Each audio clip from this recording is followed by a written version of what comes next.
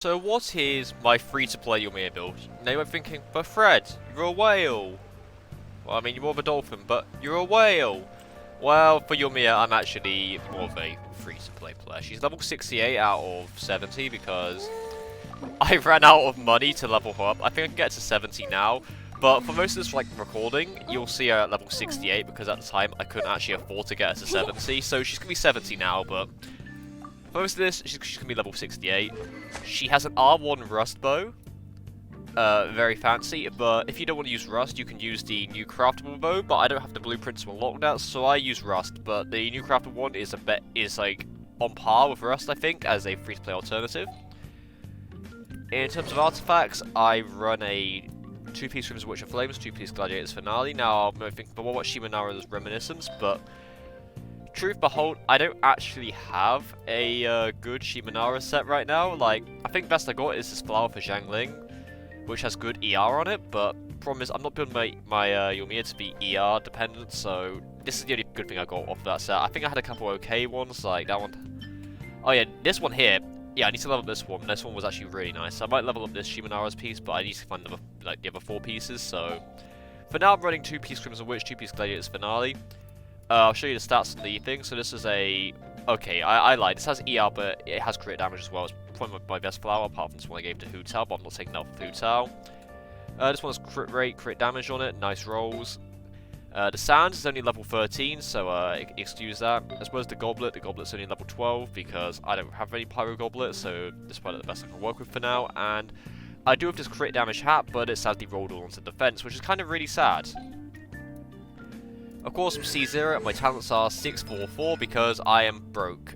And I didn't have any scrolls, and I wasn't recording this on Monday, and I forgot to get the books yesterday. Great, so I've got to wait till... Oh, wait. You get it on Monday? Oh, well, I know what... Oh, wait, I did the weekly loss today, never mind. But, you know, we'll work on it, you know? We're going to work on it. Besides, if it's level 70 to level up things past 6 anyways, and I don't even have Asahara mode, so...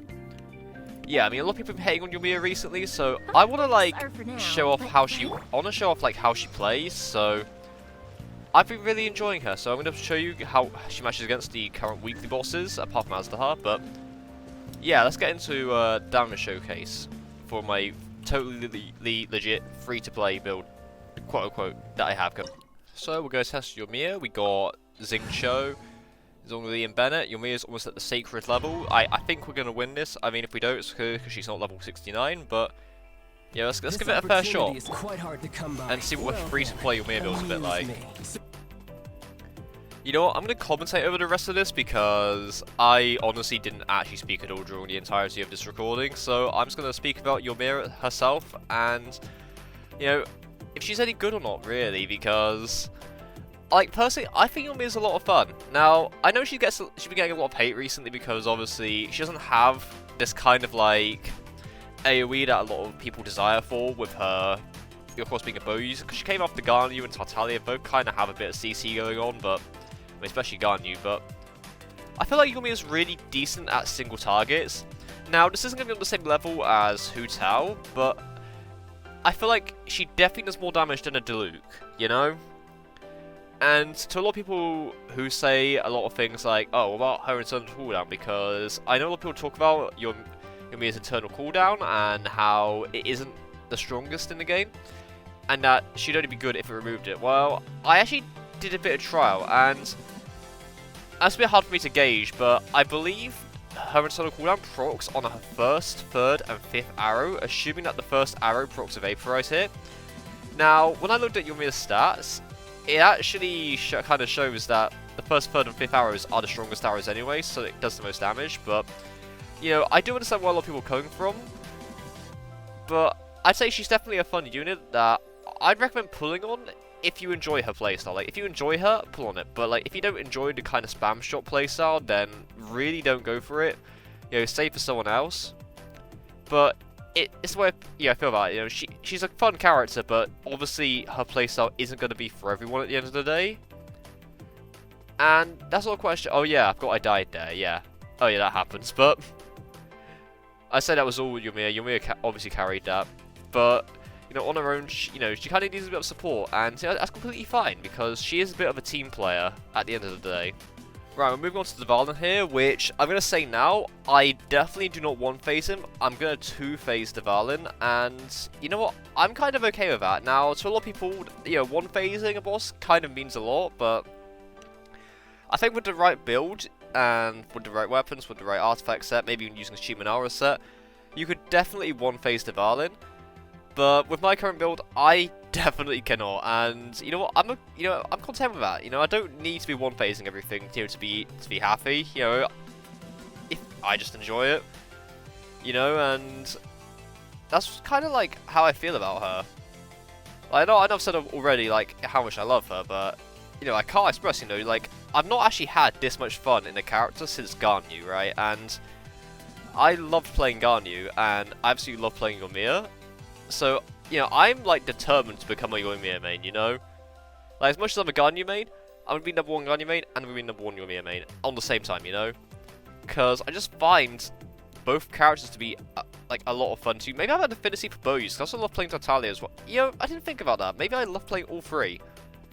Maybe I should put all three on the team and see how they cope, and then put, like, a Zhongli in. That'd be interesting, because, you know, like I was going to say, with Yoimiya's Burst, the thing that I find interesting about Yoimiya's Burst is the fact that it's actually alright for being a sub-DPS, or even like a support in a way, because other characters' attacks can actually proc the pyro thing on it. So, let's say you're fighting a boss, you're playing Tartaglia, and, you know, let's say I used the ultimate Magoo Kenki, for example. Well, if I switch to Tartaglia and go into melee stance and just go, like, wail on the boss, like, it'll still be proccing pyro, and every now and then I'll be doing a bit of vaporize damage. Now, I know it's not the most, like, efficient way of proccing vaporize, but, you know, I feel like it's an added bonus, you know? Like, it's nice that she can also give attack boosts to her teammates as well when you use her burst. But that's just me, you know? I just find it to be, like, an all-round useful character. Like, she doesn't have to be a main DPS, and that's what I kind of like about her. Because I might be running Yoimiya as support as well after this video. I might try to, you know, test the capabilities of that, because there's certainly ways I could test that. And you know, let me know down below if you want to see a support Yoimiya build. You know, I'd be interested to try it, because it's not something that I've seen a lot of people build, right? And I feel like you could probably build a support Yoimiya with her burst. So this was my main DPS Yoimiya build. I know it's certainly not the best, and you know, she's only level 68 when I made the video. She's level 70 now. I feel like she'd be a tiny bit different at level 80. Like, there's still a ways to go with her, and I'm definitely up for, you know, making a, like, god build for her. Because right now it's just a standard build, but, like, I want to take this up a notch. I want to farm some artifacts for her. You know, unfortunately, farming artifacts takes a lot of time because, you know, RNG, lol. But, you know, once I get enough artifacts, you know, get enough stuff for her, and get her up a few more levels, I'm going to come back to her again, and I'm going to make another video probably on this, showing off either support first, or maybe even the god build for her. I want to make a god build for her. Maybe even try to get a few rusts while I'm at it as well. Or maybe even try the new free-to-play bow, see which one's better, and I'll make the definitive guide for her. But let me know down below, like, what do you guys have Yoimiya? And if so, what is your build on her right now? Because I want to know what you guys are building on her, because I don't know, I feel like mine isn't the right idea, but I hope it's the right idea. But yeah, I hope you're having a great day wherever you're. Take care, and I'll see you guys in another video soon. Have a